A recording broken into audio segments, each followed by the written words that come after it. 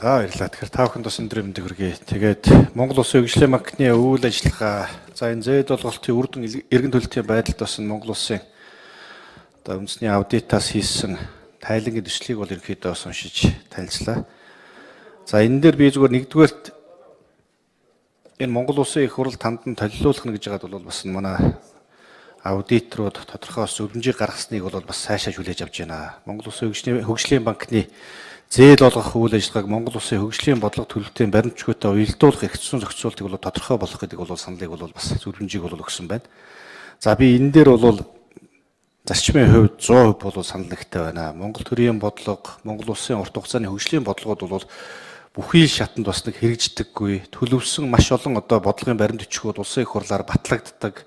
За эргээд бол хэрэгжилт болоод төлөвлөлтийн шатан дээр бол энийг одоо биелүүлдэггүй энэ асуудал бол Монгол Улсын хөгжил ус тодорхой хэмжээний чөтгөр тушаа босоор энэ асуудал ирсэн.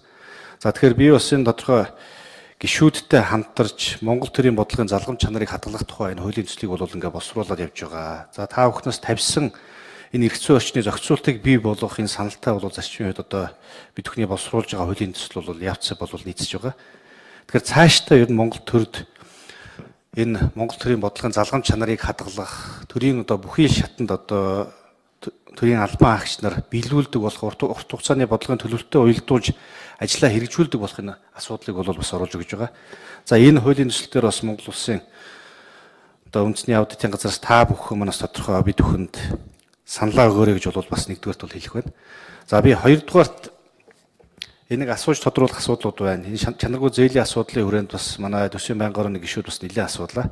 За 2017-18 оны жилийн эцсийн байдлаар аваад үзэхэд бол чанаргүй зээлийн дүүн хэмжээ бас нэлээд нэмэгдсэн үзүүлэлт бол гарч ирж байна. За энийг нь аваад үзэхээр энэ барилга дэд үтсийн салбарт бас тодорхой Монгол төрийн бодлого удаадаараа өөрчлөгдснөөс болж одоо энд оруулах хөрөнгө оруулалтын төслүүд үрээшиггүй байх ч гэдэг юм уу. За эргэн төлөгдөхгүй байх, банкны үйлчилгааны сөргөөлөлж байгаа гэсэн энэ дүгнэлтийг бол хийсэн байна л да. За тэгэхээр би зүгээр эндээс ер нь яг барилга дэд үтсийн салбарт гээд аваад үзэхэд та бүхний дүгнэлтийг аваад үзэхэд энд төрийн орон сууц санхүүжилтийн корпорацийн асуудал бас нэлээд хөндөгдөж байгаа шиг байна. Энэ дээр ер нь танаа банкнаас барилгын салбарт тэр дундаа төрийн орон сууц санхүүжилтийн корпорацид олгосон зээлийн үлдэгдэл ер нь эргэн төлөлт нэлээд бас хүнд байгаа гэсэн мэдээлэл өгсөн байна. Тэгээ би бол ерөнхийдөө гайх чинь. За буян тухай номер 1, 2 гэдэг бол энэ төрийн орон сууц санхүүжилтийн корпорацаас хэрэгжүүлж байгаа. За Монгол Улсын иргэдийг орон сууцчлуулахын хөтөлбөр бол бас тодорхой хэмжээнд бол амжилттай хэрэгжиж байгаа. За эрэлт хэрэгцээ бол нэлээд их байгаа. За тухайн тэр борлуулалт бол тодорхой хэмжээнд сайн хийгдэж байгаа гэдэг мэдээлэл томд өгдөг байгаа. Гэтэл өнөөдрийн дүгнэлтээр эрэлт хэрэгцээ хичнээн сайн байгаа боловч эргээд нь төрийн орон сууц санхүүжилтийн корпорацаас тухайн тэр одоо борлуулалтынхаа орлогыг ч гэдэг юм уу эргэн төлөлтөндөө зарцуулдаггүй. Магадгүй тэр санхүүгийн менежмент нь муу байгаа асуудал энэ ч бас хөндөгдөж байгаа шиг байна л да. Уг нь бол төрийн орон сууц санхүүжилтийн корпорацийн маань үндсэн зорилго нь ерөөсөө иргэдийг нь орон сууцаар хөнгөлөлтөө бодлогоор дэмжих хямд өртөгтэй орон сууцыг бас иргэдэд богино хугацаанд одоо бий болгох энэ бодлого байдаг.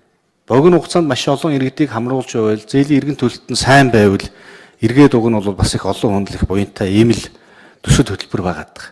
Тэгээ энэ дээр ер нь яагаад энэ төрийн орон сууц санхүүжилтийн корпорацийн эргэн төлөлт санхүүжилт нөрөө муу байгаад байна. За ер нь цаашдаа төлөв байдал ер нь юу байгаа юм бол та бүхэн бас энэ дээр ер нь ямар дүгнэлт хийж байгаа юм бол энийг яаж сайжруулах вэ гэдэг нэг асуудал байна. За ажлын хэсэг харуулъя. 5 дугаар микрофон. За Тэмүүлэн гишүүний асуултанд хариулъя. За төрийн орон сууцны корпорац өнөөдрийн байдлаар Монгол Улсын хөгжлийн банкны хамгийн том зээлдэгч. За дээрэс нь чанаргүй зээлийн дийлэх хэсэг нь бол энэ компанид байдаг. За нийтдээ 4 том төсөл зориулаад энэ авсан төслүүд байгаа. За энэ 4 том төсөлтэй холбоотойгоор тухайд түрүүний таны дурддаг буян тухай 1 төсөл, буян тухай 2 төсөл. За дээрэс нь барилгын хөдөлгөөн цогцлбор худалдаж авах зориулсан зээл энэ гэдэг яг цаана засгийн газрын тогтоолттой эргэн төлөлтийн бол улсын төсвөөс төлөхөөр тодорхой шийдвэрүүд гарсан ийм зээлүүд нь өөрөө эргэн төлөлтөнд хүндэрсэн байдаг. За буян тухай 2 төслөө гэх юм бол энэ төслөө эхэлчээд дээрээс нэмэлт санхүүжилтээ хийж чадаагүй учраас гатсан байгаа төслийг нь Монгол Улсын хөгжлийн банк за өөрийнхөө чанаргүй зээл нь суудгаж аваад за энэ зээлийг нь одоо санхүүжүүлж дуусгаад за 2019 оны 2 дугаар удирдлагаа багтаагаад эдийн засгийн хэрэглэлд оруулахаар ажиллаж байгаа. Ерөнхийдөө бизнес моделийн хувьд яг хэрэгжиж дууссан төслүүдийн хувьд харьцангуй за бага өртөгтэй зээлүүд дээр нь Монгол Улсын хөгжлийн магнаас дэмжлэг үзүүлээд явсан байгаа. За тодорхой үн өртгийн хувьд өндөр буюу эрсдэл учруулж болшгүй зээлүүд дээр нь бол Монгол Улсын хөгжлийн магнаас тодорхой зөвлөмжүүдийг өгөөд тухайлбал шинээр хэрэгжүүлэхээр төлөвлөсөн байсныг хороол нь бол метр квадратах нь 2 сая 500 мянган төгрөгөөс буурахааргүй тийм өндөр өртөгтэй төслүүд авахар гэрээ хэлцэл хийсэн байсан. Энэ хэлцлүүдийг бол бид нар өөрөө тодорхой хурлаар орж шийдвүүлээд энийг нь хүчингүй болгуулад тэгээд явж байгаа. Энэ зээлүүдийн хувьд болохоор тухай бүр дээр нь шилж таарсан арга хэмжээ аавна гэж бид нар ажиллаж байгаа. За тухайлбал төрийн орон сууцны хувьд гэх юм бол засгийн газарт тодорхой хэмжээний хөрөнгөөр солих ажлыг бол бас хийхээр нь барилга бот байгуулалтын яамтай ярьж байгаа. За дээрэс нь төрийн орон сууцны корпорацаас хөрөнгө оруулалт хийгээд одоо шүүхийн маргаантай явж байгаа тодорхой төслүүдийн хувьд энэ төслийг нь цааш нь бас сонирхсан арилжааны банкнд зарах замаар энэ төрийн орон сууцны корпорацийн өөрийнх нь эрсдлийг бууруулах ажлыг үе шатаагаар авч байгаа. Ер нь цаашдаа төрийн орон сууцны корпорац өөрөө за гэр уулын дахин төлөлт юм уу шин суурьшлийн бүсэл дээр тодорхой төсөл хэрэгжүүлэх юм бол бид нар эндийг хөрөнгө оруулалтын чиглэлээр гаднаас их усүр татж оруулж энэ компанид үеж зөвхөн зээлийн өндөр өртөгтэй их усүр биш хөрөнгө оруулалтын чиглэлээр ажиллахаар бас тодорхой яриа хэлцлүүдийг эхлэж явж байгаа. Тэмүүлэг шон тодруулъя.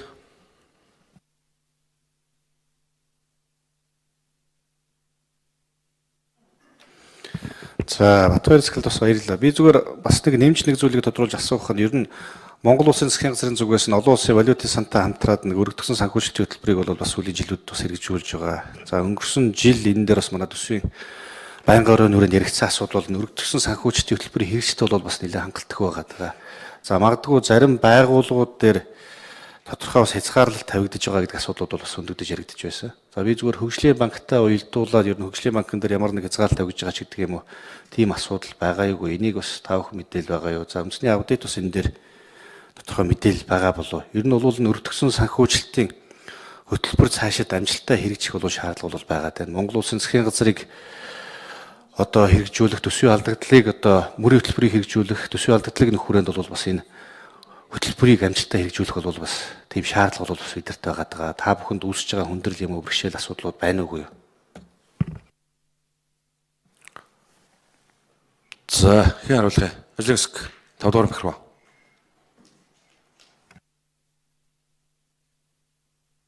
За Тэмүүлэн гишүүний асуултанд хариулъя. За Монгол улс олон улсын валютын сантай хамтраад хэрэгжүүлж байгаа өргөдсөн санхүүжилтийн хөтөлбөрийн хүрээнд за Монгол Улсын хөгжлийн банкны хувьд бол тодорхой хязгаарлалтууд тавьсан, тодорхой нөхцөл шаардлага тавьсан байдаг. За энэ шаардлагын хүрээнд бол тухайлбал 3 үйл ажиллагаан дээр бол нөхцөлтэй хөтөлбөр хэрэгжиж байгаа. За нэгд нь бол Монгол Улсын хөгжлийн банк бол цоо шинээр арилжааны чиглэлээр үйл ажиллагаа явуулах. За энэ явуулж байгаа үйл ажиллагаан дээр олон улсын хөндлөнгийн аудитаар шалгалт хийлгэх. За Монгол Улсын хөгжлийн банкнаас явуулж байгаа төслүүд нь болохоор 100% төсвөөс хамааралгүй байх энэ чиглэл рүү явж байгаад нь бол шалгалт хийлгэхээр юм 2 дахь заалт байгаа. За 3 дахь заалт нь хөгжлийн банк өөрийнхөө үйл ажиллагаан дээр засгийн газрын баталгаатай болон засгийн газрын их усрээс хараа тусаар их усэр босож чадах үйл ажиллагаа явуулж чадах хэсгээр бол энэ тодорхой нөхцлөө тавьсан байгаа. За энэ манай Монгол Улсын хөгжлийн банкны тухай хууль 2017 оны 4 сарын 1-нд хэрэгжснээс хойш Монгол Улсын хөгжлийн банк 100% арилжааны чиглэлээр үйл ажиллагаа явуулж байгаа.